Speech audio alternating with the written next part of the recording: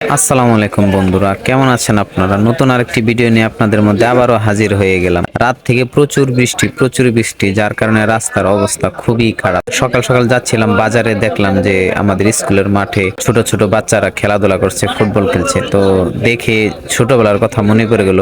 ছোটবেলাও আমরা এরকম ভাবে বৃষ্টির মধ্যে খেলা করতাম মাঠে, খুবই আনন্দ লাগতো। ছোটবেলা খুব মিস করি। আমার মতো কে কে ছোটবেলা মিস করেন অবশ্যই জানাবেন। তো সকালবেলা যাব একটু দোকানে, তাই দোকানের উদ্দেশ্যে রওনা হয়ে গেলাম। চলে আসছি বাজারে। বাজারে তেমন একটা দোকান খোলা নেই, কারণ হচ্ছে বৃষ্টি। আজকে সকাল থেকে বৃষ্টি। দোকানে আসলাম, এর মধ্যে সাইফুল ভাই চলে আসছে, বললো যে চা খাবে। তো চা খাওয়ার জন্য বেরিয়ে গেলাম দোকান থেকে, দোকান বন্ধ করে। আসলে সকালবেলা চা খেয়ে অভ্যাস করে ফেলেছি, তাই সকালে চা না খেলে আসলে জমেই না। সকালে চা খাওয়ার একটু মজাটাই আলাদা মনে হয়। তার মধ্যে আজকে হচ্ছে বৃষ্টির দিন, ঠান্ডা দিন, তো চা খাওয়া, রং চা খাওয়ার মজাটাই হচ্ছে আলাদা।